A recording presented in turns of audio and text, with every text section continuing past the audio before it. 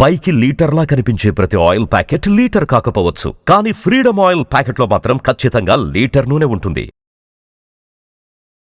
అందరికీ నమస్కారం. నా పేరు మాధురి. మీరు చూస్తున్నది సుమన్ టీవీ నెట్వర్క్. ఈరోజు మనతో పాటు ఉన్నారు ప్రముఖ జ్యోతిష పండితులు బ్రహ్మశ్రీ నందిబట్ల శ్రీహరి శర్మ గురువు గారు. నమస్కారం గురువు గారు. వాగర్థావివ సంపృక్తౌ వాగర్థ ప్రతిపత్తయే జగతః పితరౌ వందే పార్వతీ పరమేశ్వరౌ. ఆదిత్యాయ చ సోమాయ మంగళాయ బుధాయ చ గురుశుక్ర శనిభ్యశ్చ రాహవే కేతవే నమః. శృంగేరి జగద్గురు పీఠాధిపతులకి, కంచి పీఠాధిపతులకి నమస్కారములు తెలియజేసుకుంటూ కార్యక్రమాన్ని ప్రారంభిద్దాం. గురుగారు, మనం ఒక ఉన్నతమైన స్థానంలో ఉండాలంటే మన చుట్టూ ఉన్న వాళ్ళ మధ్యలో నుంచే మనకి అది స్టార్ట్ అవుతూ ఉంటుంది కదండి. అలానే మిత్రులు కావచ్చు, శత్రువులు కావచ్చు. శత్రువులు మన నుంచి తొలగిపోవాలనుకున్నా, లేదంటే కోల్పోయిన మిత్రులు మళ్ళీ మనకి దగ్గర అవ్వాలన్నా, భార్యాభర్తలు విడిపోతున్న వాళ్ళు దగ్గర అవ్వాలన్నా ఎలాంటి మంత్రం జపిస్తే ఇదంతా సాధ్యం అవుతుందంటారు? మన సనాతన ధర్మంలో మనం ఎవ్వరిని కూడా ఇబ్బంది పెట్టకుండా అందరూ మనవారే, ఎవరి స్వేచ్ఛగా వారు జీవించి ఉండేటువంటిదే ఈ సనాతన ధర్మం. ఇట్టి సనాతన ధర్మంలో మనం ఎవ్వరి చెడు కూడా మనం కోరుకోము. ఒకరు ఇలా ఉండిపోవాలి, ఇలానే జీవించాలని మనం ఎక్కడ అనం. ఎవరి వ్యక్తిగత స్వేచ్ఛ ఈ యొక్క ధర్మంలో ఉంది కాబట్టి ఈ దేశంలో వందల వేల సంవత్సరాల నుంచి అనేక మతాల వాళ్ళు కలిసిమెలిసి జీవించారు. అంటే ఎక్కడి నుంచో రాలేదు. ఇప్పుడు మనకు ఇదివరకు ఎలా ఉండేది? విష్ణువుని ఆరాధించేవాళ్ళు వైష్ణవులుగా ఉన్నారు, శివుణ్ణి ఆరాధించేవాళ్ళు శివమతస్థులుగా ఉన్నారు, అమ్మవారిని ఆరాధించేవాళ్ళు శక్తి ఆరాధకులుగా ఉన్నారు, సుబ్రహ్మణ్య స్వామిని ఆరాధించేవాడు సుబ్రహ్మణ్య స్వామిగా ఒక గ్రూప్, గణపతిని గాణాపత్యం అని అంటారు, ఈ గణపతిని మూర్తిగా చేసుకుని ఆరాధించేవాళ్ళు బౌద్ధులు, జైనులు, సిక్కులు, ఇస్లాం, క్రిస్టియన్, అలాగే పార్సీ, జొరాస్ట్రియన్ మతస్థులు, ఇలా ఎంతోమంది మన మతస్థులందరూ కూడా మన భారతదేశంలో ఆనందంగా జీవించగలిగారంటే మన ధర్మం యొక్క గొప్పతనం. అంటే ఏంటి? ఇక్కడ ఎవ్వరము కూడా ఒకరి వినాశనాన్ని మనము కోరుకోము. అలాగే మనకు శత్రువులు అనేటువంటి వాళ్ళు ప్రతి పనులలో కూడా ఉంటుంటారు. కానీ ఆ శత్రువు ఇబ్బంది పడాలని కానీ, లేకపోతే ఆ శత్రువు సంహరింపబడాలని కానీ మనం కోరుకోము. కానీ అట్టి శత్రువుని కూడా మిత్రునిగా చేసుకునే ఉపాయమే ఆలోచిస్తాము. ఆ శత్రువుని కూడా మన పక్కన పెట్టుకొని మనము మిత్రులుగా చేసుకోగలుగుతాం. ఇది మనకు అనాదిగా వస్తున్నటువంటి సంస్కృతి సాంప్రదాయంలో భాగంగా. కాబట్టి ఇప్పుడు మనం ఏదైతే మనకు చుట్టుపక్కల మనకు తెలియకుండా మనకు శత్రువులు, ఇంటర్నల్ ఎనిమీస్ అంటారు, తెలియని శత్రువులు మన చుట్టుపక్కల మనకు బాగానే నవ్వుతూ కనిపిస్తుంటారు, మాట్లాడుతూ ఉంటుంటారు, ఏదో అన్ని విషయాలు మనతో ముచ్చటిస్తుంటారు, కానీ వెనకాల మన గురించి గోతులు తవ్వే వాళ్ళు ఉంటారు. అటువంటి వాళ్ళు కొంతమంది మనకు ధైర్యంగానే బాహాటంగానే ఎదురెదురుగా కూర్చొని ఇబ్బంది పెడుతూ ఉండేటువంటి వాళ్ళు ఉంటారు, మాటల ద్వారా చేతుల ద్వారా. అటువంటి వాళ్ళందరూ కూడా తమ యొక్క భావనని మన మీద రాకుండా చెయ్యాలి అని అంటే అమ్మవారి యొక్క సహస్రనామాల్లో ఒక నామం అనేటువంటిది ఉంది. ఆ నామము జపించడం ద్వారా శత్రువులు ఏమీ సంహరింపబడరు, అంటే ఏం నాశనం కారు. మనం ఒకరి నాశనం మనం కోరుకోకూడదు కదా. ఎందుకంటే ఒకరి నాశనం మనం కోరుకున్నామంటే కొంతకాలానికి మళ్ళీ అది మనల్ని ఇబ్బంది పెడుతుంది. అందుకనే మనకు ఈ క్షుద్ర ప్రయోగాలు అనేటువంటివి మనకు ఉన్నటువంటి మనం దగ్గర రానియం. ఆదిశంకరాచార్యుల వారు కూడా ఇటువంటి క్షుద్ర ప్రయోగాలని దూరం పెట్టుకోండి అని చెప్పారు. అందుకనే వివిధ మతాలలో ఉన్నటువంటి చెడునంతా పక్కకు పెట్టి అన్ని మతాలలో ఉన్నటువంటి మంచిని తీసుకొని పంచదేవత ఆరాధన అనగా పంచాయతన పూజ అని పెట్టారు. అందులో విష్ణువుని, ఈశ్వరుని, అమ్మవారిని, సూర్యుణ్ణి, అలాగే గణపతిని కూడా పూజించే ఆచారం.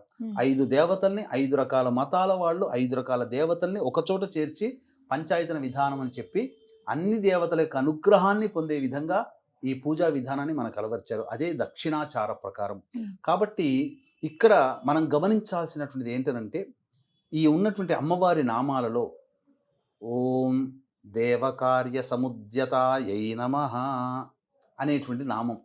ఈ నామాన్ని కంటిన్యూస్గా రోజుకి 108 సార్లు కానీ చేసుకున్నట్లయితే ఒక మండలం రోజుల్లోనే దీని ప్రభావం మనకు ఎలా తెలుస్తుందనంటే మనకు వెనకాల ఉండి గోతులు తవ్వే వాళ్ళ ఆలోచనలు తగ్గిపోతాయి.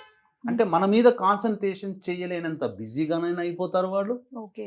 లేకపోతే మనకెందుకులే వాళ్ళ జీవన వాళ్ళు ఉండనియండి, వాళ్ళేందో వాళ్ళు చేసుకునేయండి అని సైడ్ అయిపోతారు. అంతే తప్ప మన మీద కాన్సన్ట్రేషన్ చేసి మన పనులను చెడగొట్టే విధంగా ఆలోచనలు మాత్రం చెయ్యలేరు. ఈ మంత్రం అనేటువంటిది వ్యక్తి నాశనాన్ని కోరుకోదు, ఆ వ్యక్తి యొక్క చెడు ఆలోచనలని తగ్గిస్తుంది. అందుకనే మనకు ఈ సంబంధించినటువంటి అరణ్య పర్వం, మహాభారతంలో అరణ్య పర్వంలో ఏం చెప్పబడి ఉందనంటే, మంచిని కాపాడేటువంటివన్నీ కూడాను దేవతల యొక్క విషయంగా, చెడునన్నింటినీ కూడాను రాక్షసులుగా చెప్పబడి ఉంది. కాబట్టి కౌరవులంతా రాక్షసులు, పాండవులంతా దేవతల పటాన ఉన్నటువంటి వాళ్ళని చెప్పడం జరిగింది. కాబట్టి ప్రతిరోజు నియమంగా లేకుండా ఈ అమ్మవారి నామాన్ని ఓం దేవకార్య సముద్యతాయై నమః అనే నామాన్ని రోజుకి 27 సార్లు జపం చేసుకుంటే ఆ రోజు మనకు చుట్టుపక్కల ఉన్న వాళ్ళందరూ కూడా స్నేహితులు అవుతారు. వాళ్ళ చెడు ఆలోచనలు మన మీద పనిచేయవు. అన్నిటికంటే ముఖ్యంగా దంపతులు మధ్య ఉన్నటువంటి విభేదాలు కూడా తొలగిపోతాయి.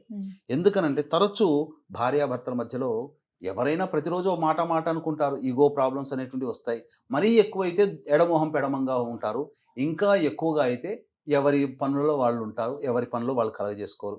ఇంకా దాంపత్య దోషాలుంటే విడిపోయే పరిస్థితికి వస్తుంది. కానీ అంతటి స్థితి రాకుండా ప్రతిరోజు కూడాను ఎవరి మీద వాళ్ళు అంత కాన్సన్ట్రేషన్గా ఉండకుండా ఎవరి పనుల్లో వాళ్ళు ఉంటూ ఒకరినొకరు గౌరవించుకోవాలి దంపతులు అనంటే, ఈ నామాన్ని కనీసం ప్రతిరోజు దంపతులు ఇరువురు కనుక 27 సార్లు కనుక చేసుకుంటే తప్పకుండా ఆ నామ ప్రభావం వలన స్నేహితులుగా కలకాలం చిలక గోరింకల్లా దంపతులు ఉంటారు అని చెప్పవచ్చు. అదే భాగస్వామ్య వ్యాపారం చేస్తున్న వాళ్ళు ఉంటారు. ఉన్నప్పుడు ఏమవుతుంది, వాళ్ళ మధ్య కూడా పొరపచ్చాలు రాకుండా ఒకే వ్యాపారాన్ని ఇద్దరు కలిసిమెలిసి చేసుకొని ఆ వ్యాపారాన్ని అభివృద్ధి చేయాలంటే ఇద్దరు భాగస్వాములు కూడా ఈ నామాన్ని ప్రతిరోజు 27 సార్లు జపం చేసుకుంటే తప్పేముందమ్మా. కూర్చున్న చోట 27 సార్లు అంటే 27 సెకండ్ల పాటు కాదు ఇది. కాకపోతే దీనికి ఒక నియమం అంటూ ఉన్నది. ఆ నియమ ప్రకారం చెయ్యాలి. ఏంటి ఆ నియమం అంటే, వీక్షించేటువంటి ప్రేక్షకులు కూడా గమనించాల్సినటువంటిది, ప్రతి వ్యక్తికి కూడాను జాతకరీత్యా అనేక రకాలైనటువంటి దోషాలు ఉంటాయి. అందులో విద్యపరంగా, వివాహ, ఉద్యోగ, దాంపత్య, సంతాన, అనారోగ్య సమస్యలు, ముఖ్యంగా శని దోష ప్రభావాలు అనేటువంటివి ఉంటాయి. శత్రు సమస్యలు ఎక్కువగా ఉంటాయి. కాబట్టి ఇటువంటి దోషాల నివారణకి సర్వదోష నివారణ పూజలు, హోమాలు అనేటువంటివి ఒక్కొక్క నెలలో ఒక్కొక్క పుణ్యక్షేత్రంలో మీ గోత్రనామాదులతో చేయించడం జరుగుతుంది. అవకాశం ఉన్న వాళ్ళు కార్యక్రమ తదనంతరం కాంటాక్ట్ చేసి ఆ యొక్క గోత్రనామాలు ఏ విధంగా నమోదు చేసుకుని సభ్యులుగా చేరాలో వాటి వివరాలు తెలుసుకోవచ్చు. చక్కగా ప్రతి నెల వీడియోలు మీకు వచ్చి చేరడం జరుగుతుంది. తద్వారా అన్ని విధాలుగా మీకు ఉపశమనం లభిస్తుంది. జాతకరీత్యా ఉన్న దోషాలు తొలగిపోతాయి. ముఖ్యంగా మీరు, మీ కుటుంబ సభ్యులు ఆరోగ్యంగా ఉండడం కోసం, అపమృత్యు గండ దోషాలు తొలగిపోవడం కోసం మృత్యుంజయ హోమం ఖచ్చితంగా చేయించడం జరుగుతుంది. కాబట్టి ఈ అమ్మవారి నామాల్ని ప్రతిరోజు జపించేటప్పుడమ్మా, అమ్మవారికి ఎంతో ప్రీతికరమైనటువంటి బీజాక్షరాలు ఓం ఐం హ్రీం శ్రీం, ఓం ఐం హ్రీం శ్రీం దేవకార్య సముద్యతాయై నమః అనే ఒక నామాన్ని ఈ విధంగా గనక చేసుకుంటే తప్పకుండా వాళ్ళకున్నటువంటి శత్రుత్వ భావనలు తొలగిపోయి మిత్రులవుతారు. అలాగే దంపతులు కలిసిమెలిసి ఉంటారు. భాగస్వామ్య వ్యాపారస్తులు ఆనందంగా కలిసి వ్యాపారాన్ని అభివృద్ధి చేసుకుంటారు.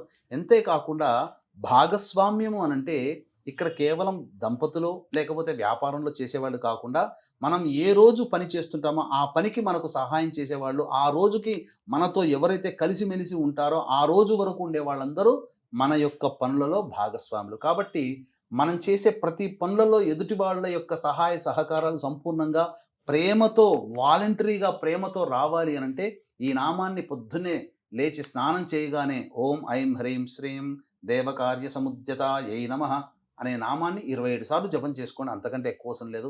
పైసా ఖర్చు లేనటువంటిది. అన్నిటికంటే మించి అమ్మవారి అనుగ్రహాన్ని అతి శీఘ్రంగా ప్రసాదించేటువంటి నామము, అద్భుతము. ఇది చేసి చూడండి.